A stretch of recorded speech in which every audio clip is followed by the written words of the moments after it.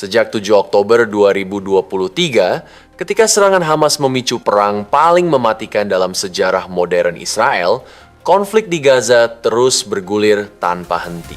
Hampir 2 tahun kemudian, Israel melancarkan operasi terbesar, perebutan penuh kota Gaza, benteng terakhir Hamas. Di balik pertempuran darat yang brutal, dunia ikut terbelah antara tekanan diplomatik, krisis kemanusiaan, hingga ancaman baru dari Iran dan sekutunya.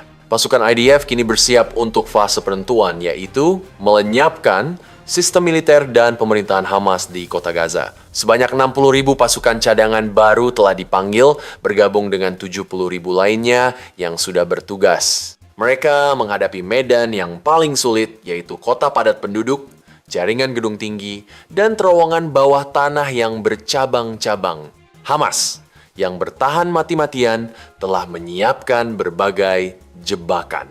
Mereka memasang alat peledak rakitan di jalan, melakukan penyergapan di terowongan, menempatkan penembak jitu, hingga menyiapkan rudal anti-tank.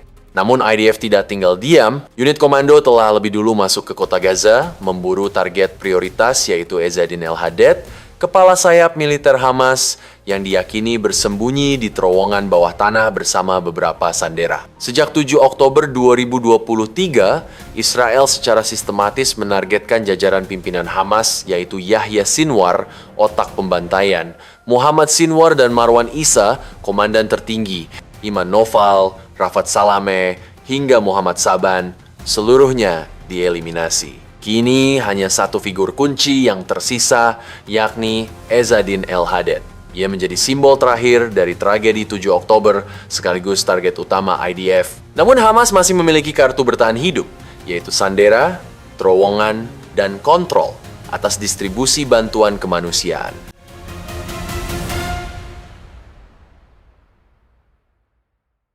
Sejak awal Juni 2025, Brigade Givati yang beroperasi di wilayah Jabalia berhasil melenyapkan sejumlah teroris dan menghancurkan infrastruktur militer Hamas, termasuk lokasi penyimpanan senjata bawah tanah dan terowongan teror. Selanjutnya, Brigade 990 menghancurkan pos pengamatan Hamas yang menembakkan rudal anti-tank.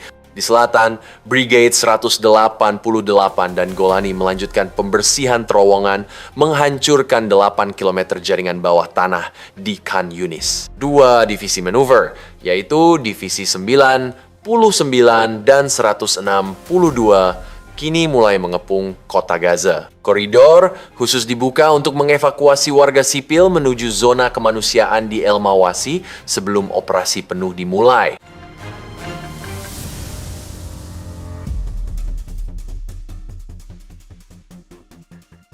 Sementara pertempuran utama berlangsung di Gaza, frontline tetap memanas.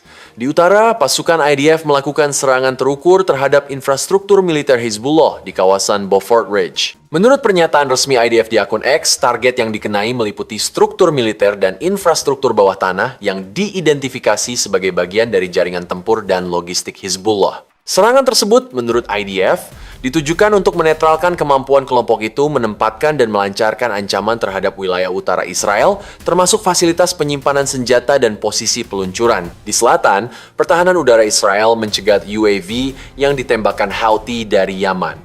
Sebuah rudal balistik Houthi gagal mencapai wilayah Israel dan hancur di udara. Pada Minggu malam, 31 Agustus 2025, kelompok Houthi mengumumkan melalui juru bicaranya, Gen Yahya Sareh, bahwa mereka meluncurkan sebuah rudal balistik yang ditujukan kepada kapal tanker minyak yang mereka sebut Zionis, yaitu kapal Scarlet Ray, berbendera Liberia dengan pemilik terkait Israel.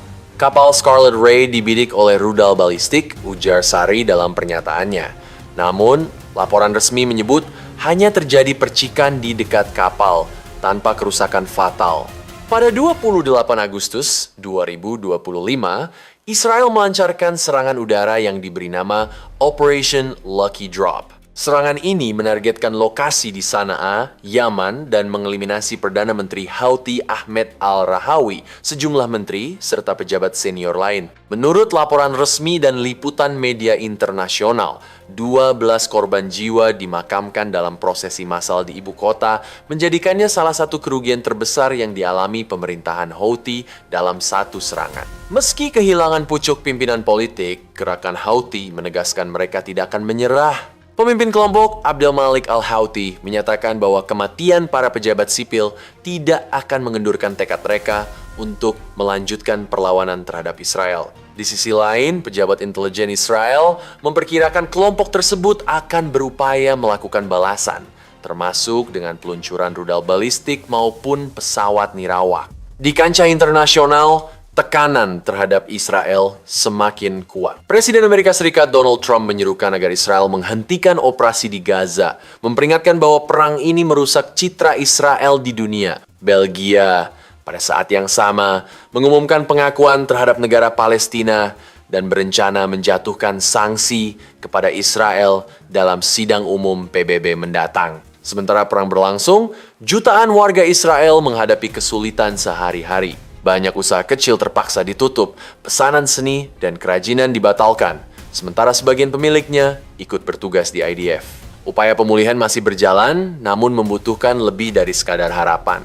Perang ini menunjukkan bahwa konflik tidak hanya berpusat di Gaza. Pertempuran meluas dari Lebanon hingga Yaman melibatkan proksi-proksi Iran, sementara dunia internasional menekan Israel untuk menghentikan operasi. Namun, di dalam negeri Israel, misi tetap jelas, yaitu menghapus Hamas sebagai kekuatan militer dan politik, serta memastikan keamanan jangka panjang dari ancaman yang terus membayangi.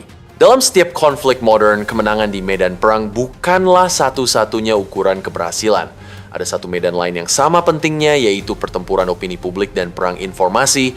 Meskipun pasukan IDF bersama Mossad dan badan intelijen lainnya mencatat sejumlah keberhasilan militer spektakuler di berbagai front, tantangan terbesar justru muncul pada ranah diplomasi publik. Di dunia yang terkoneksi secara digital, narasi yang dibangun di media sosial, jaringan berita, dan ruang opini publik dapat menentukan legitimasi politik sekaligus arah kebijakan internasional. Titik krusial berikutnya muncul dari dinamika diplomatik. Pada 1 September 2025, Iran, Tiongkok, dan Rusia mengeluarkan pernyataan bersama yang menentang keputusan Inggris, Prancis, dan Jerman untuk mengaktifkan mekanisme snapback sanctions terhadap Teheran. Pernyataan ini dipublikasikan di sela-sela pertemuan Organisasi Kerjasama Shanghai, SCO, sebuah forum yang merepresentasikan hampir 40% populasi dunia, menjadikannya momen geopolitik yang tidak bisa diabaikan. Dalam dokumen resmi, ketiga negara tersebut menegaskan bahwa Dewan Keamanan PBB tidak memiliki dasar hukum untuk melanjutkan pembahasan mekanisme snapback yang dirujuk oleh E3, Inggris, Prancis, Jerman. Mereka menyatakan bahwa setiap tindakan yang bertentangan dengan resolusi DKPBB 2231 yang mengesahkan perjanjian nuklir JCPOA 2015 adalah batal demi hukum dan tidak memiliki kekuatan mengikat.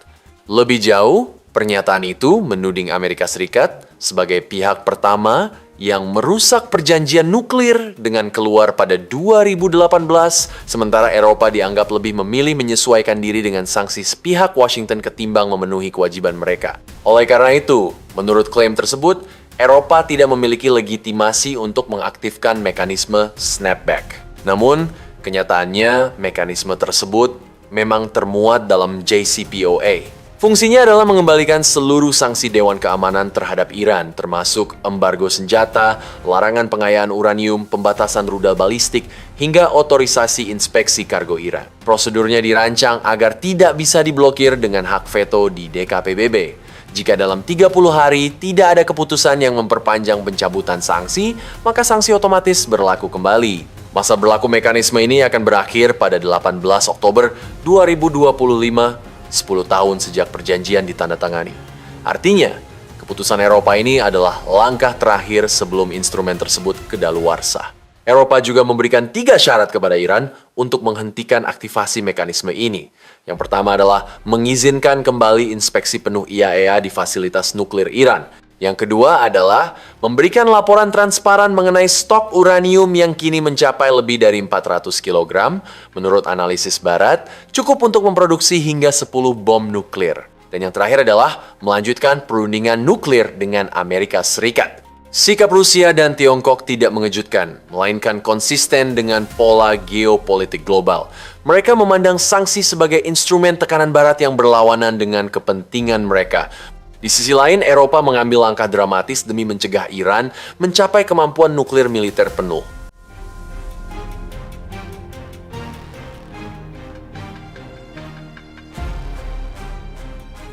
Di tengah kompleksitas diplomasi ini, ruang publik dunia juga dipengaruhi oleh aktivisme global. Salah satunya adalah Greta Thunberg, aktivis iklim asal Swedia yang mencoba menembus blokade Gaza dengan misi kemanusiaan. Dalam sebuah wawancara, ia menegaskan bahwa rakyat Palestina hidup di bawah tekanan dan berhak melakukan perlawanan menurut hukum internasional. Namun, Thunberg mendapat kritik karena gagal menyinggung pelanggaran serius yang dilakukan Hamas, termasuk penahanan sandera Israel dan aksi teror yang menewaskan ribuan warga sipil. Sikap selektif ini memperkuat tuduhan bias dalam wacana publik global, di mana penderitaan warga Israel kerap terabaikan. Konflik Israel-Palestina dan sengketa nuklir Iran menunjukkan bahwa perang modern tidak lagi hanya terjadi di medan tempur, tetapi juga di ranah diplomasi, media, dan opini publik global. Hasbara bagi Israel, propaganda bagi kelompok ekstremis, dan diplomasi publik bagi negara-negara besar. Semua adalah bagian dari satu medan perang yang sama, yaitu pertempuran narasi.